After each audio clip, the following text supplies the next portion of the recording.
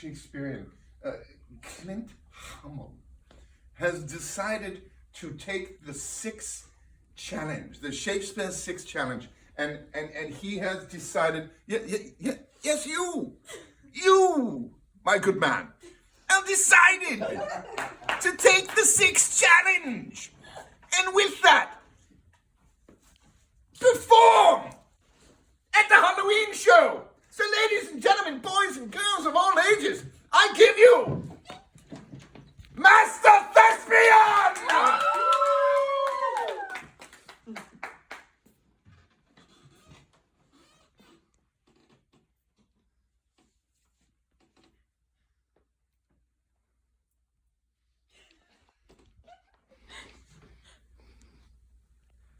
Friends, in Romans, a countryman, lend me your ears. I come to bury season, not to praise him. The evil that men do live up to them, the good of the turn with their bones. So let it be with Caesar. The noble Brutus had to told you Caesar was ambitious. And if it were so, it was a grievous of and grievously as Caesar answered it. Here, under leave of Brutus and the rest, for Brutus is an honorable man, so are they all honorable men. Come on, to speak of the Caesar's funeral. It was my friend. Faithful and just to me, Brutus says he was ambitious and Brutus is an honorable man. He brought the many captives home to Rome, whose ransoms did the general coffers fill with this and Caesar ambitious. Really poor had a cry, Caesar had a wept. Ambitious should be made of a sterner stuff, yet you already see on the lubricant. I thrice presented him a clinking car, which it is thrice ridiculous. Was it ambition? Yet Brutus says he was ambitious, and Brutus is an honorable man. I come not to disapprove of what the Brutus spoke. But here I am to speak of what I do know. You all didn't love him once, not without the cause. What cause now recruits the mother for him? What happened? That was the plan to Brutus' reason. Even all of the reason. Bear with me. My heart has envy coming with Caesar. And I must pause. Till it come back to me.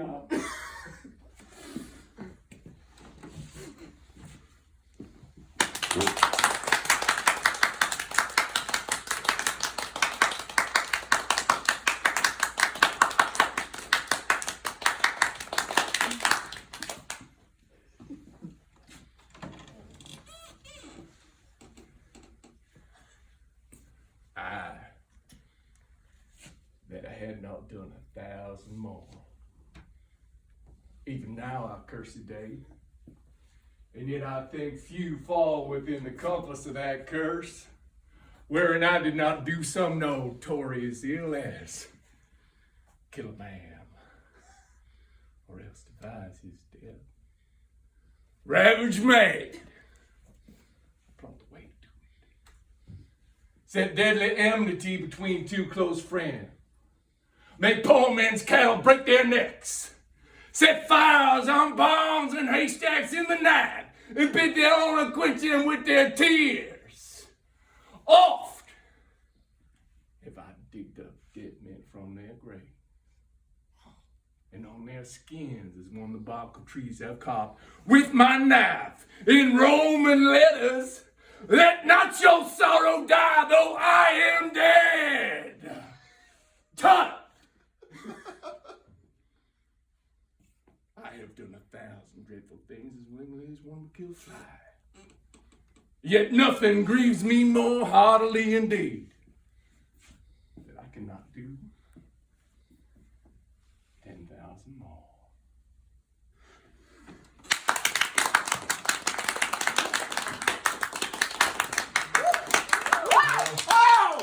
Oh my God!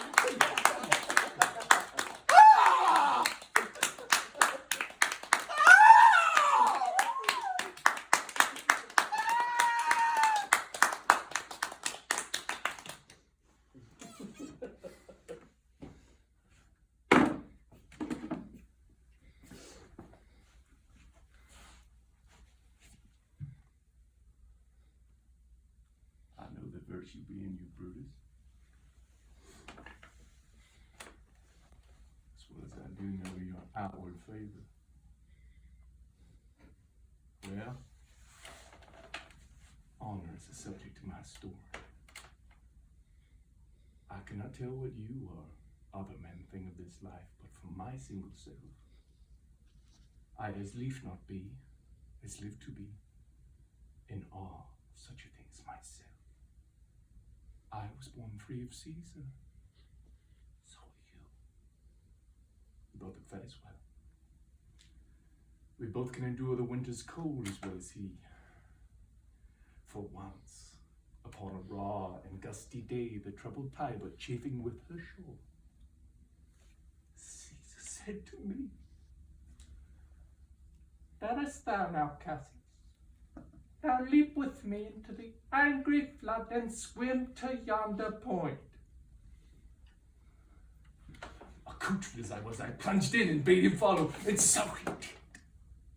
The torrent roared and we did buffet it with lusty sinews and stemming it with hearts of controversy, but ere we could reach the point proposed, Caesar cried, "Help me, Cassius, or I sink!" Aye, as great Aeneas upon his shoulders the old inches is bare, so did I the tired Caesar. And this man is a god, and Cassius must bend his body, if Caesar so carelessly but not on him.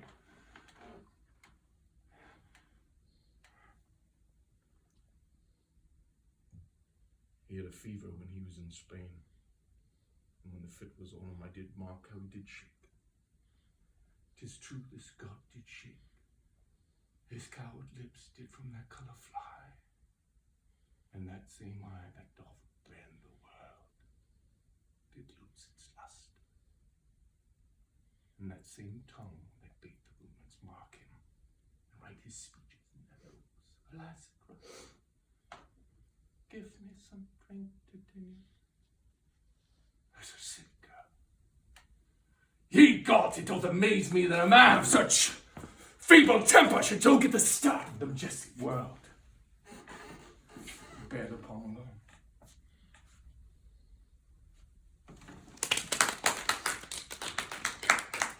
Oh.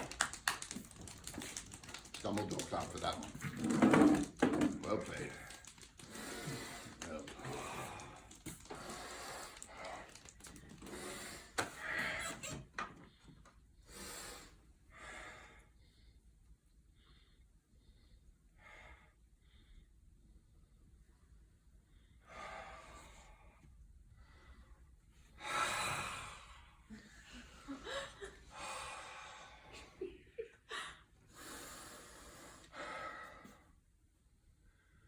Now is the winter of our discontent. May the glorious summer by the sun of York, and all of the clouds that lower there upon our house in the deeper bosom of the ocean of Erin. Now are our brows bound with victorious wreaths, our bruised arms are rope on the monument, our stern venoms trains to merry meetings, our dreadful marches to the dreadful measures. Grim visage of war has smoothed his wrinkled front, and but now, instead of mounting bobbed steeds, to fright the souls that fear laboratories, he capers in a lady's bed chamber to the lascivious preachings of a loop. But I, that are never made for the sportive treat, nor made to court an amorous looking a glass. I, that am rudely stamped, but I want to love the majesty to strut before a wanton ambling nymph.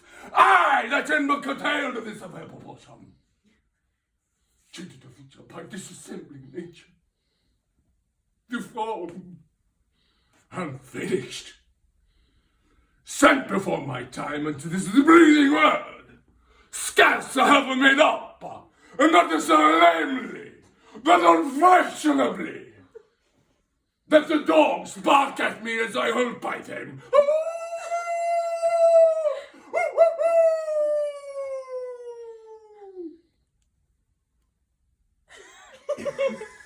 Since I cannot prove a villain or a lover to entertain these fair well-spoken of days, I am determined to prove a villain and hate the idle pleasures of these days. Plots have I laid, inductions dangerous through drunken prophecies of labors and names.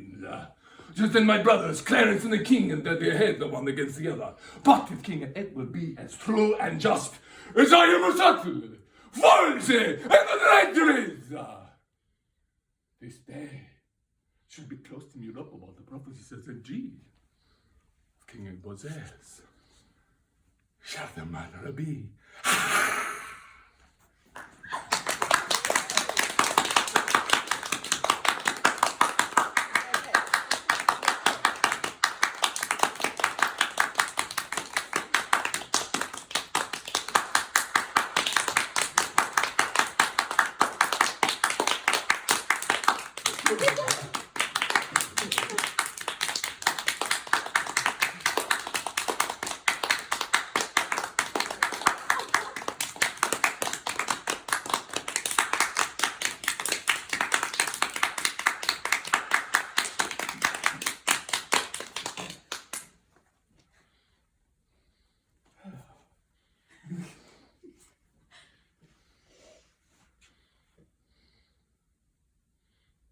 Ha ha! What is he that we should sow?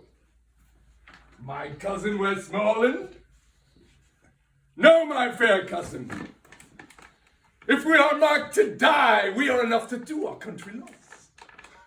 But if to live, the fewer men, the greater share of honor. God's will, I pray thee, wish not one man more. By Jove, I am not covetous for gold, nor care who doth live upon my cost. It yearns me not if men my garments wear, such outward things do not dwell in my desires.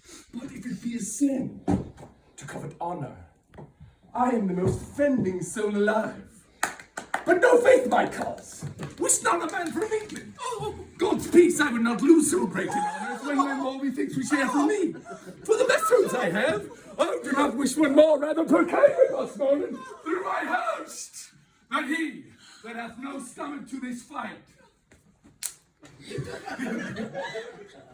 let him depart. His passport shall be made and crowns for his convoy put in his purse. For we would not die in that man's company who fears the fellowship to die with us. This day is called the Feast of Crispian. He that outlives this day and comes safe home will stand a tiptoe in this damer's name and rouse him at the name of Crispian. He that outlives this day and sees old age will yearly on the vigil feast his neighbour and say, tomorrow is the Feast of Crispian's day. Then will he strip his sleeves and show his scars and say, these wounds I had on Christmas Day. Old men forget. Oh, yet that all shall be forgot. But he remember with advantages what things we did this day. Then shall our names, familiar in his mouth as household words, Harry the King, Bedford, Exeter, Warwick, Salisbury, Dion, Gloucester, ha! Be in their overflowing cups, fleshly remembered. For this story shall the good man teach his son, and Crispian shall ne'er go by. From this day until the ending of the world, we in it shall be remembered. We few, we happy few, we band of brothers. For he who judgeth better than me shall be my brother. Be he ne'er so vile this day shall tend to his condition. And gentlemen in England now abed will think themselves a curse they were not here, and hold on manhood's cheap words that they speak, who fought with us upon St. Crispin's day!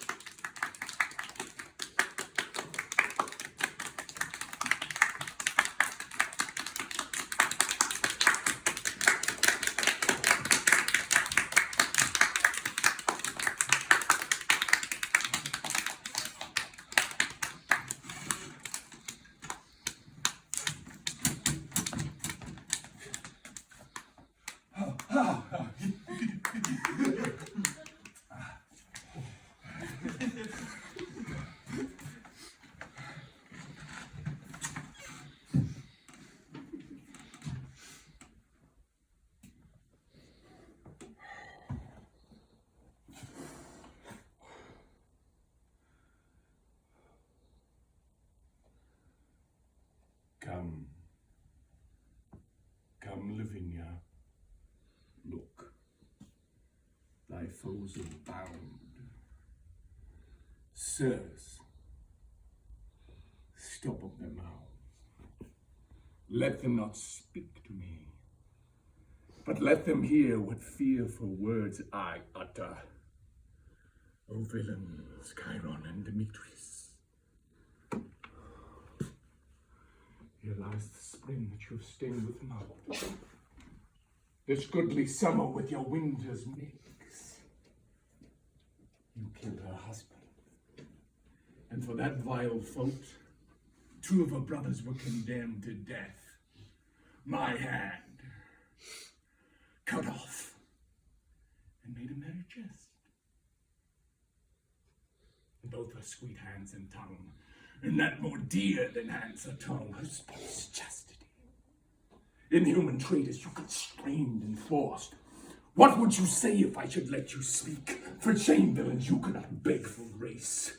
Hark, wretches, how I mean to martyr thee. This one hand is left to cut your throats, whilst Lavinia tween her stumps don't hold the basin that shall receive your guilty blood. You know your mother means to feast with me, and calls herself revenge, and thinks me mad. Hark, witches, I shall grind your bones to dust, and from the paste a coffin I rear, and make 2 pastries of your shameful heads, and bid that strumpet, like unto the earth, swallowed in grease. This is the feast I have bid her to, and this is the feast she will subside upon. For worse than Philomel you use my daughter, and worse than Brooklyn I will be revenged. Now bare your throats.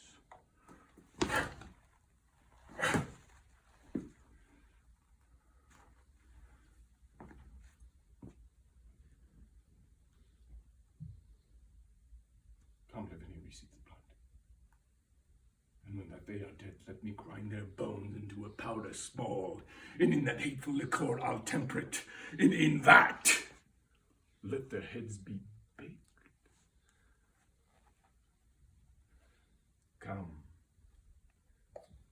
come, everyone be officious, for this feast for which I wish, more prove more stern and bloody than a centaur's feast.